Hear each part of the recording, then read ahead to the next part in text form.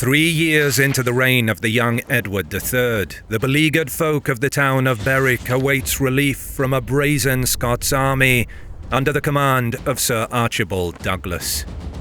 Trusting to their numbers, the Scots divisions head straight for the smaller English host on Halidon Hill. To meet them, King Edward has arrayed his smaller army between his prize and the determined ranks of their foes. Included are the famed and deadly English longbowmen. Very soon the Scots will feel the fury of their volleys. The battle for Berwick, and perhaps the very fate of Scotland itself, will be bloodily decided in Edward III's first battle. The beginning of Edward III's reign was hardly auspicious. Edward's father had been ingloriously deposed in late 1326 by his queen Isabella, with Edward's mother subsequently having his father murdered the following year. A period of effective usurpation then ensued. Isabella, known to posterity as the She-Wolf of France, would rule alongside Roger Mortimer, her lover and fellow enemy of Edward II, for the next 3 years. Their invasion and de facto rule of the kingdom were all, of course, in the name of the young Edward III. The teenaged monarch was merely a political pawn at this time, and would suffer 3 significant humiliations that would forge his character and destiny going into his more golden years to come. A major foreign policy problem confronting the power couple in 1327 was the war with Scotland. The days of Edward's grandfather hammering the Scots into submission were long gone. The period beginning with the rise of Robert the Bruce to the throne of Scots in 1306 had seen English fortunes in Scotland plummet. Bruce had gradually consolidated his hold over Scotland between his early victories and 1314, when he smashed the army of Edward II at Bannockburn. Edward II had not, however, relinquished his claim over Scotland, and this recognition was a key desire of the ailing Scottish king. Capitalising on the civil strife in England, the Scots attacked Norham Castle on the very day of young Edward's coronation. Though aging and ill, Bruce piled on the pressure by sending a Scots army to invade England in mid-June of 1327. Initially eager to combat the encroaching Scots to legitimise his own new regime, Roger Mortimer gathered a large army at York and, with Edward in tow, headed north. However, if the young Edward expected his first campaign to be a glorious one, he was to be bitterly disappointed. Centred around the Weardale region, the Scots had initially been mobile and elusive. Yet after some cat-and-mouse manoeuvres, the English finally pinned down the Scots army near Stanhope Park on the River Wear. Moving to the area, they found the Scots, under the infamous Black Douglas, arrayed in a strong position on the south bank. However, though Edward was keen to test the Scots in battle, Mortimer's concern was for the safety of his young monarch, as well as to prevent the Scots from further ravaging the north, and hopefully to get them to withdraw to their own lands without too much loss, so as to encourage a favourable peace. Some English archers had snuck across the Wear to try and flush the Scots out of their high position, but had merely been driven back to their camp by the Scots cavalry. Mortimer assented to envoys being sent across to request a battle on more even ground. However, the Scots' reply only enraged the young king further. The King of England could see that they were in his lands, burning his villages and slaying his subjects, and if he wanted to do something about it, then he should cross. A more impetuous man may have taken the bait, but Mortimer was no fool, and understood the Scots' position made this suicidal, and so a 3-day stalemate ensued, in which the English men-at-arms remained armoured and at the ready, while the Scots tormented them in the night by banging drums and lighting huge fires. Happy to wait out the Scots, this small hope too was dashed when Douglas moved his host to an even more unassailable position. The English dutifully redeployed too, encamping opposite. Their intent was not to necessarily commit to battle, but was to simply pin down the invaders, to starve them into submission. This based on the word that the Scots were low on certain foods. However, the Scots maintained the initiative, and on the night of the 2nd to 3rd of August, they struck into the very heart of the English camp itself. Slipping across the river with around 200 or so knights and men-at-arms, the Black Douglas fell upon the mostly silent and sleeping English. Cutting the ropes of their tents before thrusting at the writhing bodies beneath, English screams and yells to bear arms were interspersed with Scottish cries of, "A Douglas, a Douglas, you shall all die, English thieves." The attack was as successful as it was stunning, the enemy even reaching the very tent of King Edward himself. Perhaps history would have been quite different if the blade of the Black Douglas had tasted Edward's throat, or better yet, if he had been presented to the Bruce himself as his captive. Luckily for Edward, however, he was only shaken, and his chaplain had concealed him, leaving Douglas empty-handed. The English rallied, though before they knew it, the Scots had melted back across the Wear as quickly as they had come. The days following Stanhope were relatively uneventful, the standoff resuming, and though Mortimer could technically claim he had prevented the Scots from doing further damage, as they had withdrawn back north, Edward's close shave could not be construed as anything other than a humiliating episode, and one Edward would certainly not forgive or forget. The Scots were undoubtedly the victors in 1327. If anything, Mortimer and Isabella had blackened the reputation of their new regime rather than legitimized it, and the campaign itself had cost some £70,000 and reaped little benefit. Edward's second great and related humiliation of his early reign came with the subsequent signing of the Treaty of Northampton the next year, in which he had no part, but was forced to accept nonetheless. The treaty ended the long First War of Scottish independence, though to Edward his grandfather's work in subduing Scotland had been shamefully undone. 1328 was in fact a year of woes for the young Edward, as he was deprived of an even greater prize in the Kingdom of France. His uncle Charles IV had died without a male heir, and though Edward, as the son of Isabella and the closest male relative of Charles, had a strong claim, the French nobles were unwilling to allow the accession of the foreign King of England as their monarch. The Salic law not only barred women from succeeding there, but it was also agreed that no claim could pass through the female to her male offspring. And so Philippe, Count of Valois, as the next closest male relative, succeeded to the throne instead, and wasted little time in demanding Edward, already an anointed king, pay homage to him for his French lands. On June 6, 1329, Edward did just that, though by all accounts this was hurried and half-hearted at best.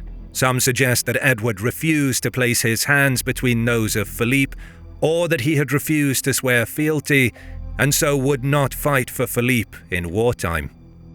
Perhaps Edward had been summoned home by his mother, or maybe Edward had gotten word of his imminent arrest by Philippe. Whatever the case, he was back in his own kingdom within 6 days. His brief time in Amiens must also have imprinted itself on Edward's mind. He, a king, having to forge his claim to a greater realm and pay homage to a mere count. However, whatever his thoughts, he had bigger immediate troubles to ponder back in England. If he had been unceremoniously ordered home, then his days of reigning under the thumb of Mortimer and his mother were fast coming to an end.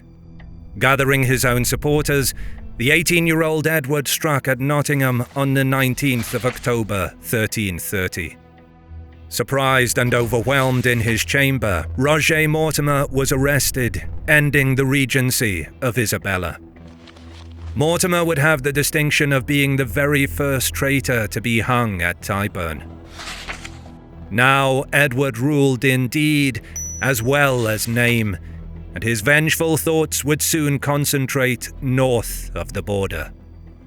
Right then, so recently I watched a popular Spanish action TV show on Netflix with a few friends. You may have heard of it. Well, it occurred to me that after watching the entire season 1, I haven't learned a single word of Spanish. But there's actually an app where you can do this. Today's sponsor, LingoPie, is the world's only language learning application that uses real TV shows and movies to help you learn a new language. So, for example, you can play the show and turn on double subtitles, which then shows English and Spanish simultaneously. The subtitles are interactive, which means when you mouse over them, it pauses the show, so you can click on the words to hear the pronunciation. Esa puerta.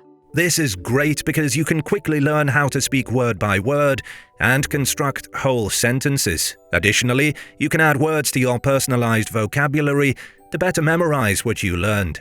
LingoPie has many more interactive features which make language learning a breeze while binge watching. Many describe it as the Netflix of language learning, and for a good reason. They have one of the largest foreign content catalogs on the market and are partnered with dozens of top media companies in the world. You can literally binge watch popular TV shows on their platform and learn a second language at the same time. They have 9 languages and over 3,000 shows and movies. The whole platform is very streamlined and easy to use, and you can try it out for free. Just use my link below to get a 7-day free trial. LingoPie, with its simplicity and user-friendly design, combined with its comprehensive learning tools, is definitely worth it. And since you can test drive it for free, there's no reason not to try LingoPie for your next movie night. Happy language learning! For Robert the Bruce, the Treaty of Edinburgh-Northampton had been the crowning political achievement of his reign. Though crowned King of Scots in 1306, and having doggedly reclaimed the kingdom piece by piece, even his great victory at Bannockburn had failed to compel Edward II to acknowledge the independence of his realm.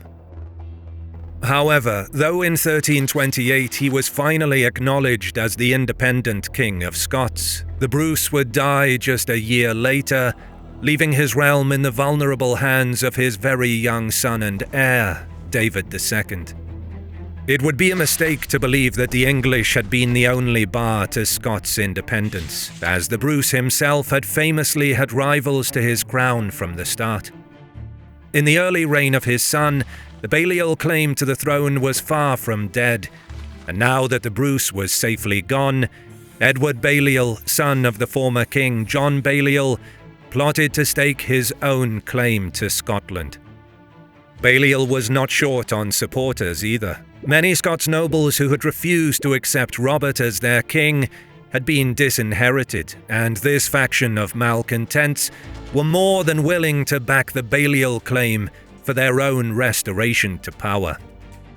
In league with the Earl of Buchan, Balliol sought the blessing of Edward, which was quietly given, though Edward still publicly refused aid to the pretender.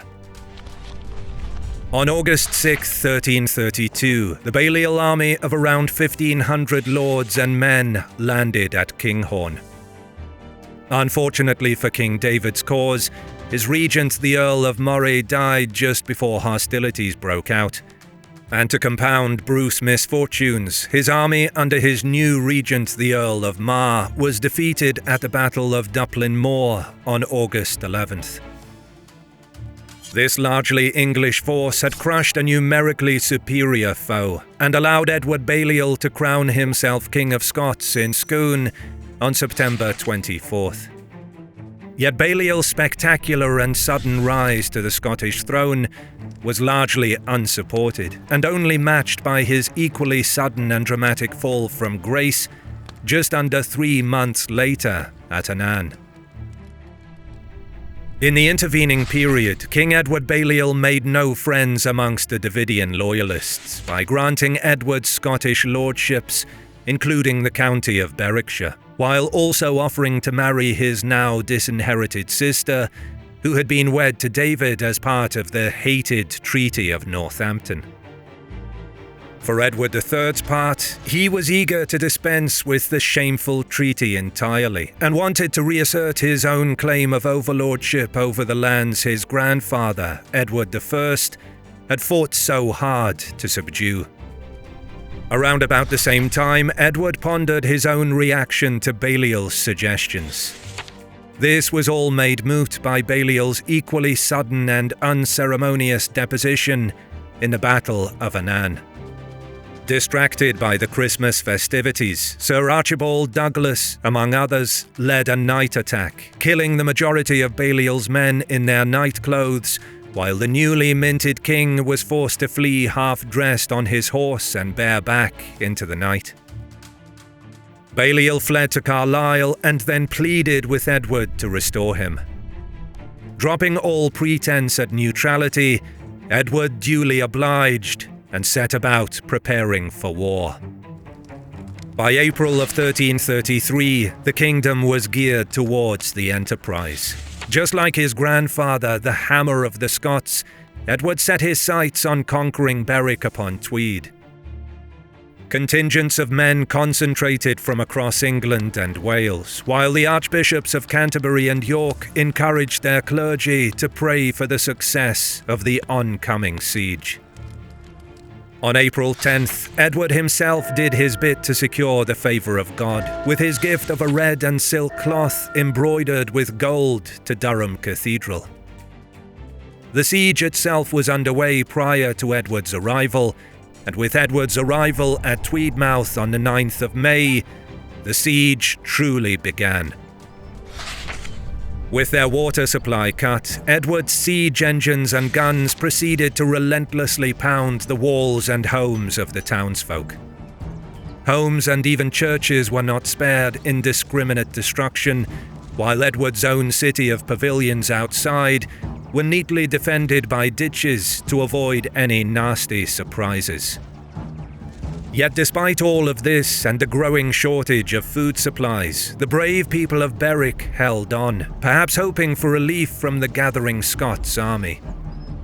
On June 27th, a direct assault was begun, with the English hitting Berwick with a combined land and seaward attack.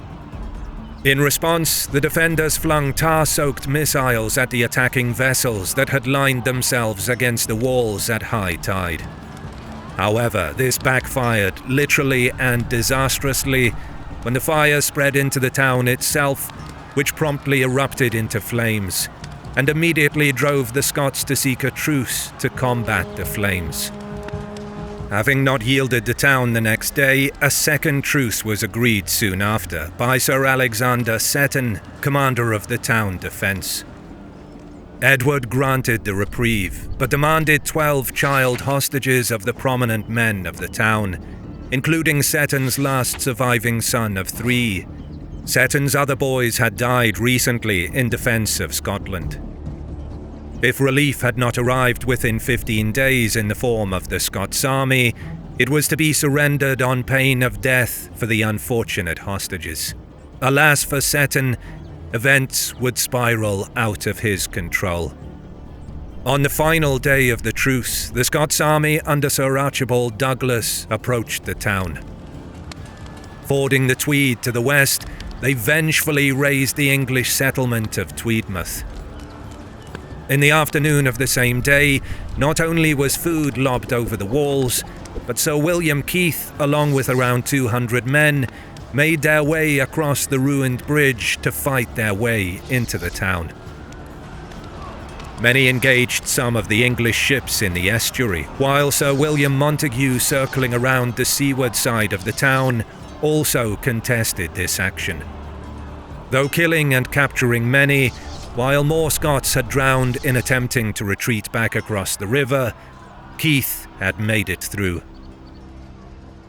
Undaunted and unaffected by the long rigours of the siege, Keith swiftly took over command from Seton and declared the town relieved.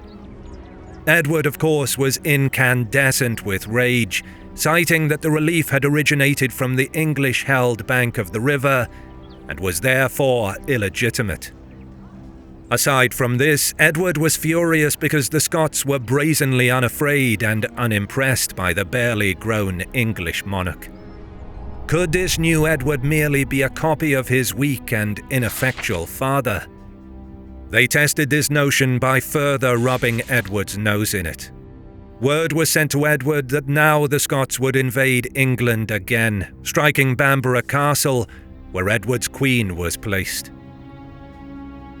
Edward, for his part, was determined to show the Scots this was not the boy whom they almost captured at Stanhope 6 years before, let alone a shadow of his father. Edward resolved to show them he was the successor of his grandfather, a new Hammer of the Scots. In this spirit, he demonstrated his own capacity for complete ruthlessness by having Thomas Seton dragged out in full sight of the walls and, using a particularly high gallows, hung him for all, including his parents, to see. Edward furthermore pledged to hang 2 more hostages every day until their lives were spent as punishment for the breaking of the agreement. Perhaps not cowed, but given sufficient food for thought, Keith brokered another truce with Edward, agreeing that if the castle and town had not been relieved by the 19th, that Edward would receive both. Keith departed the town and reunited with Douglas further south at Morpeth, and confident in their numbers and track record of humbling English forces, the larger Scots army recrossed the Tweed and approached Edward's position from the north. The idea was to mask their deployment with the higher ground and appear fully arrayed and angry to hopefully petrify the smaller English force. Edward III, however, was no Edward II and was kept abreast of enemy movements by his scouts. The longed-for battle was on. Edward deployed his own army on Halidon Hill a little north of Berwick. To offset Scottish attempts to wheel around his position to relieve the town, a small guarding force of 500 men was set to prevent this.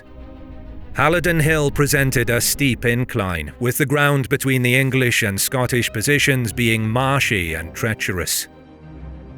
Edward had divided his men into 3 battalions, the right under his uncle the Earl of Norfolk, the left under the pretender Edward Balliol, while the king himself took direct command of the centre. Edward was well aware of the nature of Balliol's stunning success at Dupplin Moor, his use of the English longbow proving decisive against vastly superior numbers. Hoping to mimic this victory, he placed these deadly archers on the flanks of his battalions.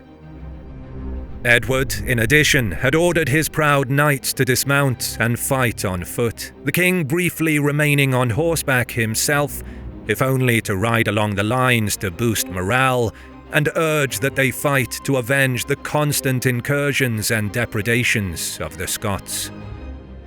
Then, dismissing his own warhorse, the 20-year-old monarch took his own place in the front line of his battalion and waited for the Scots to make the first move.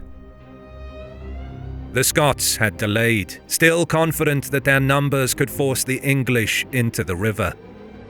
As was the case with many great battles of history, before hostilities erupted, 2 champions would square off, and in this case, Douglas sent a Scots champion Turnbull to meet an Englishman man-to-man.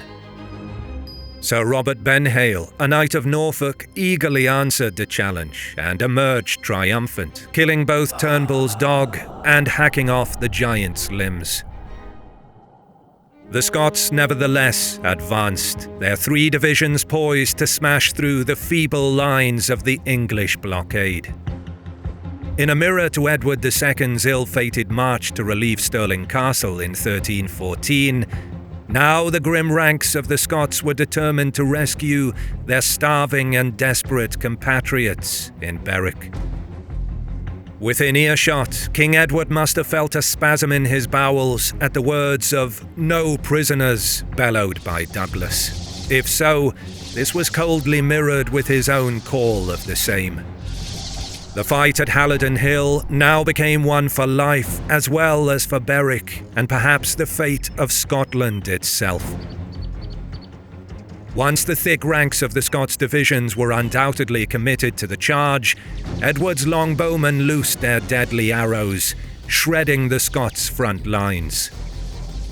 Reeling from this onslaught, Edward Balliol then ordered his men to engage, while the Scottish front lines were understandably reluctant to get stuck in. Likely exhausted by the slog through the marshy ground, as well as the ascent towards their English foes, the Scots nevertheless pushed on, and soon the hillside was awash with the gory spectacle of the clash. King Edward himself had been the first to get to grips with his enemies. To their credit, though tormented by storms of arrow volleys and stonewalled by the stubborn English infantry, the Scotsmen endured, fighting hard but ultimately in vain to relieve their countrymen beyond. Perhaps divining how the battle would proceed, the grooms and reserves were the first to flee, with the rear lines of Scots also seeing the writing on the wall and breaking off little by little. As the evening loomed, Edward knew the breaking point was imminent, and indeed on the left the pretender Balliol broke through the wearied Scots. At the same time, Edward screamed his own encouragement for his warriors to fight on, while the Scots army began to crumble.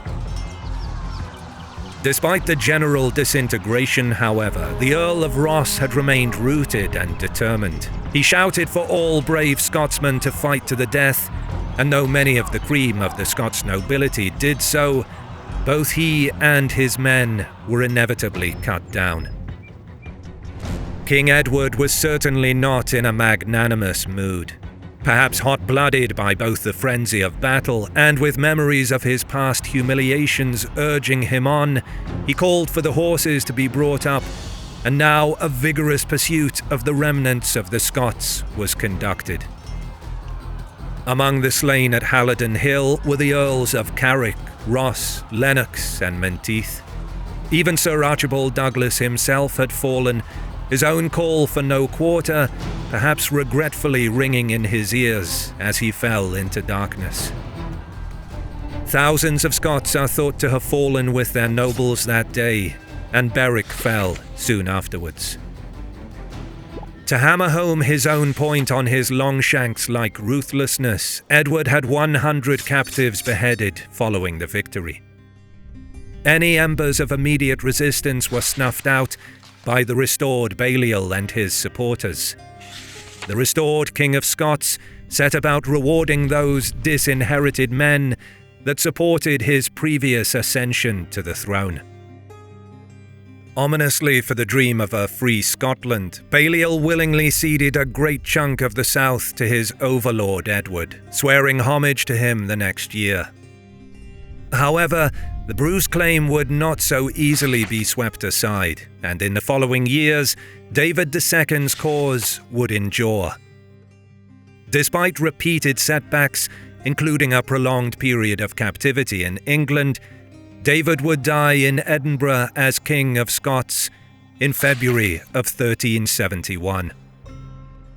As for the Bruce claim to the Scots throne, David was succeeded by Robert II, a maternal grandson of Robert the Bruce, and the founder of the long line of Stuart monarchs that would eventually come to rule England too after 1603.